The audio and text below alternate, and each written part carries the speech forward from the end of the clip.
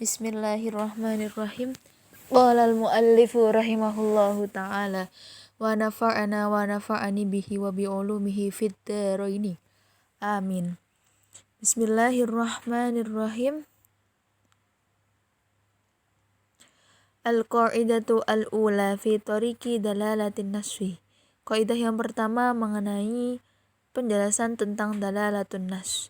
An-nasu asy-syar'iyyu awil qanun yajibu ala amalu bima yufhimu min ibaratihi au isyaratihi au dalalatihi au iktidaihi li anna kullama yufhimu minan nasri bi tariqin min hadhihi turuki al-arba'ati huwa min madlulatin nasri wan nasu hujjatun alaihi. Jadi yang dimaksud dengan nasus syar'i atau konuni itu merupakan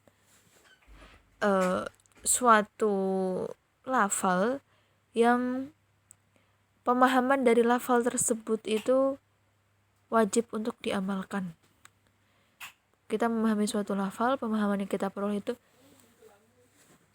wajib untuk diamalkan. Nah, cara untuk memahami itu ada berbagai cara. Yang pertama itu dari segi ibarah, kemudian dari segi isyarah, dari dalalah dan iktida. Dari keempat jalan pemahaman nas tersebut itu, keempat-empatnya itu hasil produk pemahaman nas tersebut itu bisa digunakan semua. Kemudian ketika ada satu nas, tapi cara pemahamannya berbeda. Yang pertama menggunakan isyaratun nas, yang kedua menggunakan dalalatun nas, dan ternyata produknya berbeda. Maka bagaimana? Maka jika terjadi seperti ini, didahulukan pemahaman yang diperoleh dengan cara ibaratun nas daripada isyaratun nas. Berarti didahulukan ibaratun nas. Kemudian kita akan membahas terperinci mengenai macam-macam dari dalalatun nas tersebut.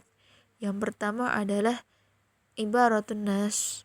Yang dimaksud dengan ibaratun nas di sini adalah syigatuhu al-mukawwanatu min mufradatihi wa jumalihi wal muradu bima yufhamu min ibaratin nasri al-ma'na alladhi yatabadaru fahmuhu min syigatihim wa yakunu huwa al-maqsudu min siyaqihi. Jadi yang dimaksud dengan ibaratun nas ini adalah ketika kita mendapatkan suatu nas atau suatu lafal, maka kita memahaminya dengan cara zahirnya saja. Kita cuma melihat arti dari nas tersebut dari segi bahasanya saja, dari luarnya saja. Contoh mudah adalah ketika ada lafal wasi'a kursiyuhus samawati wal ard. Wasi'a kursiyuhu, telah lapang kursinya Allah. Nah, saya menerjemahkan kursi yuhu sebagai kursi ini. Saya menerjemahkannya secara zahir, secara langsung, secara mentahan, secara kulitnya saja. Itu namanya ibaratun nas. Kemudian setelah itu contoh dari ibaratun nas ini sendiri adalah pada ayat wa halallahu al-bai'a wa harramar riba. Nah, pada ayat tersebut wa halallahu al-bai'a wa harramar riba, dan Allah telah menghalalkan jual beli dan mengharamkan riba. Hadzan nasu tadullu syighatuhu dalalatan zahiratan ala ma'nayaini kullin minhuma maqsudun min siyaqihi. Ahaduhuma annal bai'a laysa mithlu riba wa thanihima anna hukmal bai'i al-ihlalu wa hukmur riba at-tahrimu. Fahuma ma'nayani mafhumani min ibaratin nasri wa maqsudani min siyaqihi walakinnal awwala maqsudun min siyaqi asolatan li'annal ayata siqas lirraddi 'alal ladzina qalu innamal bai'u mithlur riba watsani maqsudun min siyaqi tab'an li'anna nafiya al-mumathalatu istatba'a bayanu hukmi kullin minhuma hatta ya'khudha min ikhtilafil hukmaini annahuma laysa mithlaini walau iktasara 'alal ma'na al-maqsudi minas siyaqi as-sholatan laqala wa laysal bai'u mithlur riba, yaitu ayat wa ahlallahu al-bai'a wa harramar riba. Nas ini, lafal ini memiliki makna zahir atau ibaratun nasnya adalah yang pertama, sesungguhnya jual beli itu tidak sama seperti riba. Kemudian ibaratun nas yang kedua adalah bahwa hukum jual beli itu adalah halal, sedangkan hukum riba adalah haram. Kedua makna yang telah saya sebutkan ini, yaitu bahwa jual beli itu tidak sama dengan riba, dan bahwa hukum jual beli itu halal, hukum riba itu haram, itu merupakan makna ibaratun nas yang difahami secara ibaratun nas dari ayat wa halallahul bai'a wa harramar riba. Nah, namun perbedaan dari kedua mafhum tersebut atau dari kedua makna ibaratun nas yang telah saya sebutkan tadi itu berbeda. Perbedaannya di mana? Kalau makna yang pertama, makna ibaratun nas yang pertama itu merupakan maksud asli dari nas tersebut, sedangkan yang kedua adalah maksud yang mengikuti maksud asli ini. Maksudnya diturunkannya ayat ini ya karena pada saat itu penduduk Mekah dan Madinah itu menyamakan antara riba dan juga jual beli. Nah, ayat ini turun untuk mematahkan argumen orang-orang tersebut agar mereka tidak menganggap bahwa jual beli itu sama dengan riba. Jadi jika diringkas, maka jika dicari kesimpulan dari dua makna yang telah disebutkan secara ibaratun nas, kesimpulannya adalah bahwa jual beli itu tidak sama dengan riba. Contoh selanjutnya adalah wa in khiftum alla tuqsitu fil yatama fankihu ma taba lakum minan nisa'i mathna wa thulatha wa ruba' wa in khiftum alla ta'dilu fawahidatan. Ini baris mau terakhir ya, halaman 144. Paragraf terakhir. Yufhamu min ibarati hadan nasri salatatu ma'anin. Ibahatu zawajin ma taba minan nisa'i wa tahdidu aqsa adad az-zawjati bi arba'in wa ijabul iktisari ala wahidatin idza khifa al-jawzu hala ta'addud az-zawjati. Nah, pada ayat ini in khiftum alla tuqsitu fil yatama ila akhiril ayah alla ta'dilu fawahidatan. Ini mengandung tiga makna secara ibaratun nasnya itu memiliki tiga makna. Yang pertama adalah diperbolehkannya menikah dengan perempuan yang baik. Kemudian yang kedua adalah pembatasan mengenai jumlah wanita yang boleh dinikahi, yaitu 4. Kemudian yang ketiga adalah wajibnya seorang laki-laki untuk hanya menikahi satu orang perempuan saja ketika ia takut melakukan tindakan yang tidak adil pas dia melakukan poligami. Nah, lianna kulla hadhil ma'ani tadullu 'alaiha alfadun nasri dalalatun zahiratun wa kulluha maqsudatun min siyaqihi walakinnal ma'na al-awwala maqsudun tab'an والثاني والثالث مقصودان أصالة لأن الآية سيقت لمناسبة الأوصياء على القصر الذين تخرجوا من قبول الوصية خوف الجوز في أموال اليتامى فالله سبحانه نبههم إلى أن خوف الجوز يجب أن يحول أيضا بينكم وبين تعدد الزوجات إلى غير حد وبغير قيد فاقتصروا على 2 أو 3 أو 4 وإن خفتم ألا تعدلوا حين تعدد فاقتصروا على واحدة فهذا الاقتصار على 2 أو 3 أو 4 أو واحدة هو الواجب على من يخاف الجوز وهو المقصود أصالة من سياق الآيات. Kemudian dari ketiga makna tersebut. Makna yang pertama yaitu bolehnya menikahi perempuan yang baik, itu merupakan makna pengikut. Sedangkan makna yang kedua dan makna yang ketiga itu merupakan makna asli. Apa sih yang membedakan makna asli dan makna pengikut? Kalau makna pengikut itu ya makna yang timbul setelah makna asli. Kalau makna asli ya alasan atau asbabun nuzul dari ayat tersebut.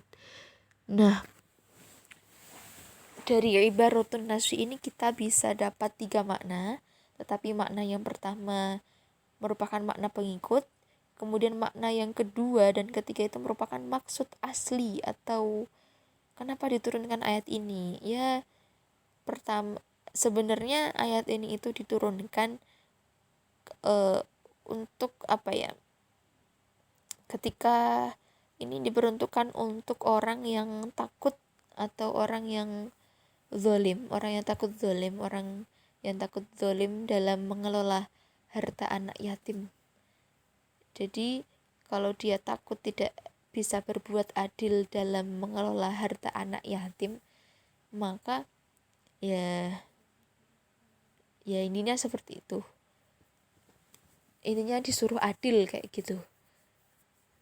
Kamu disuruh adil ketika mengelola harta anak yatim. Oh maaf, asbabun nuzulnya ayat ini sebenarnya karena ada seorang wali dari anak yatim yang beliau itu berbuat zalim kepada dalam mengelola harta anak yatim, sehingga turunlah ayat ini yang menyuruh beliau agar adil, berbuat adil. Dan adil itu tidak hanya dilakukan di dalam mengelola harta anak yatim, tapi juga di dalam pernikahan. Jika tidak berani untuk adil, ya satu saja kayak gitu. Tapi batasnya di sini ada 4, seperti itu. Ya makna aslinya kita disuruh adil, seperti itu, baik dalam pernikahan maupun dalam mengelola harta anak yatim.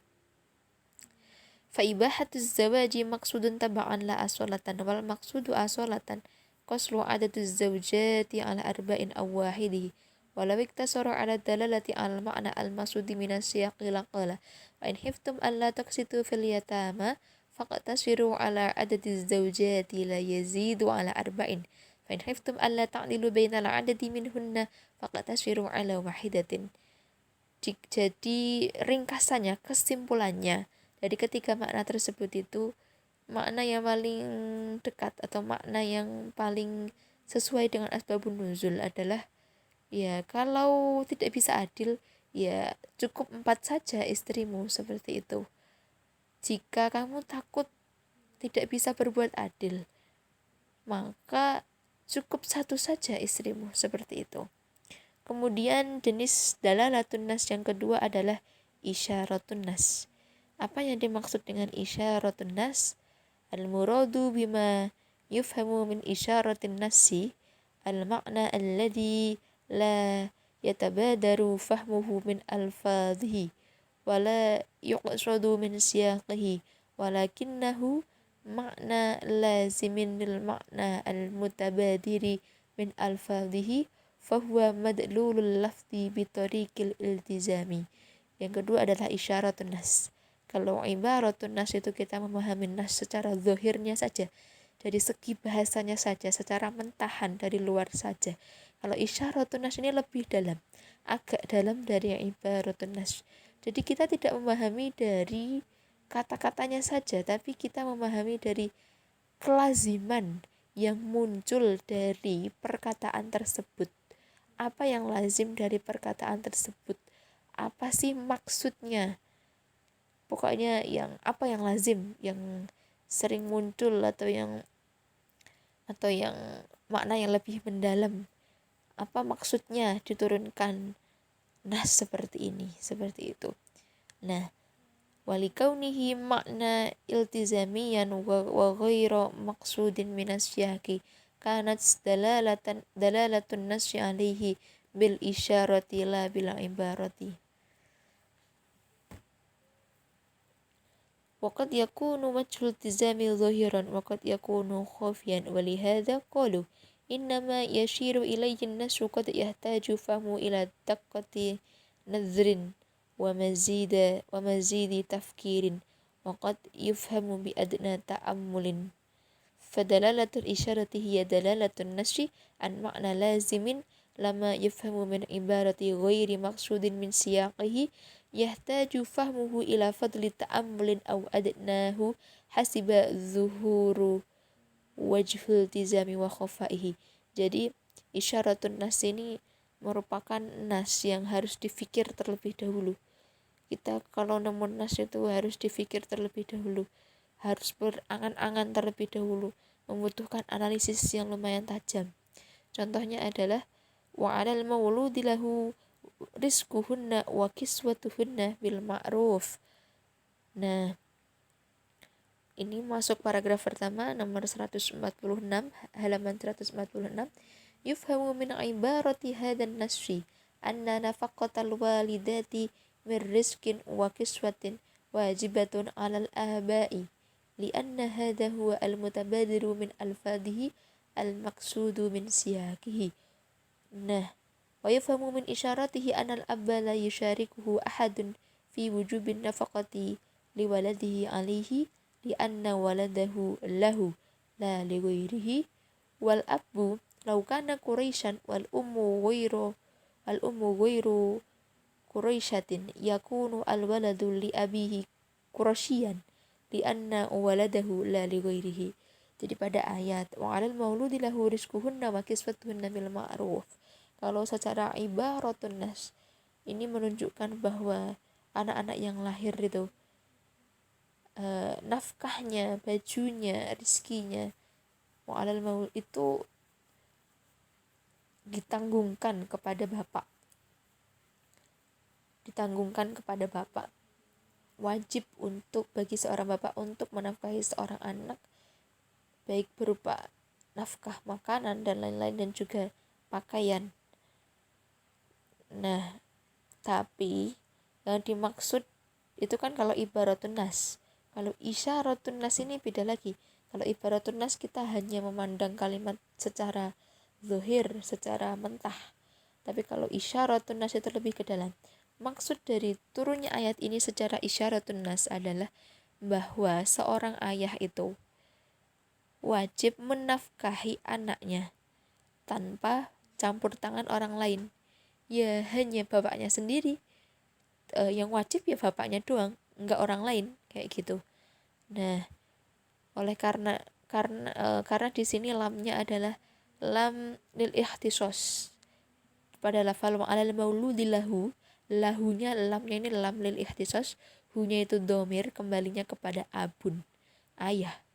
Nah, oleh karenanya ketika seseorang lahir dari ayah yang Quraisy dan ibunya itu bukan orang Quraisy, maka si anaknya ini akan mengikuti si ayahnya, akan sama-sama Quraisy, marganya ini marga Quraisy, marganya mengikuti marga si bapak karena lamnya lil ihtisos tadi.